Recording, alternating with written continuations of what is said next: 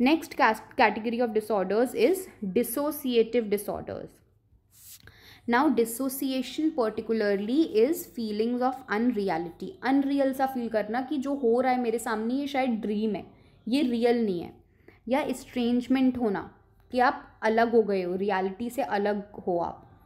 आप इस मोमेंट में एक्चुअली हो नहीं, आप साइड में खड़े होकर एज अ थर्ड पर्सन इसको अलग से देख सकते हो.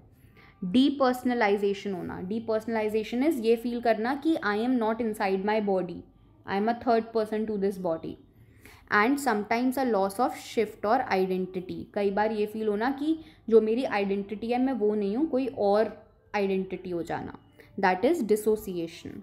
There is a sudden loss और alteration in consciousness to blot out painful experiences. Usually ये होता क्यों है कि आपकी लाइफ में कोई बहुत पेनफुल एक्सपीरियंस आया तो आपके माइंड ने उस पेनफुल एक्सपीरियंस से आपको बचाने के लिए एक ऑल्टरेशन कर लिया in your consciousness to save you from that pain. ठीक है, that is why usually dissociation happens. There are 3 very important disorders in this category: dissociative amnesia, depersonalization, derealization, and dissociative identity disorder. Dissociative amnesia is the person is unable to recall important personal information often related to a stressful and traumatic report. The extent of forgetting is beyond normal. So क्या होता है, किसी एक stressful या traumatic event के बाद person अपने बारे में बहुत ज़्यादा इंपॉर्टेंट और पर्सनल इन्फॉर्मेशन को याद नहीं कर पाता है. यूजुअली आपने देखा होगा कि किसी का एक्सीडेंट हो गया, उसके बाद वो भूल गए हैं कि मैं कौन हूँ, मैं कहाँ हूँ, सब भूल गए हैं. बट यहाँ पर कोई ब्रेन में इंजरी नहीं हुई है, ब्रेन में कोई प्रॉब्लम नहीं हुई है, कोई चोट नहीं लगी है जिसकी वजह से आप भूल गए हो.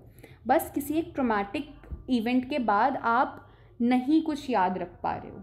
ठीक है, सो यहाँ पर भी प्रॉब्लम मेमोरी से ही रिलेटेड है, एमनेशिया ही है, but it is after a stressful event without any injury in the brain. Depersonalization, derealization is that a person experiences a change in the person's sense of reality and perception of self. So यहाँ पर person को पता नहीं चलता है कि ये जो हो रहा है मेरे सामने ये रियल में हो रहा है या इट इज़ अ ड्रीम, या मैं एक अलग पर्सन की तरह, मतलब I am not in this room, I am out of this room, can people really see me, am I real और not. That is depersonalization and derealization. You cannot understand whether what is happening is real or imaginary.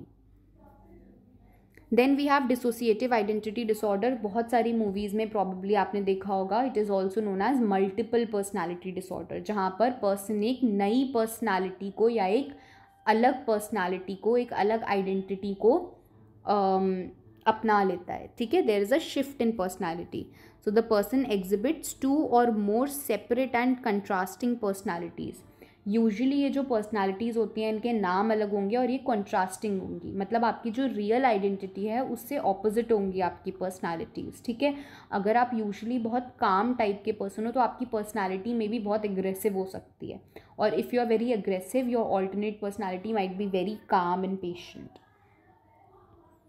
Usually the cause of multiple personality disorder is a history of abuse or sexual abuse, physical abuse, etc. Usually in childhood.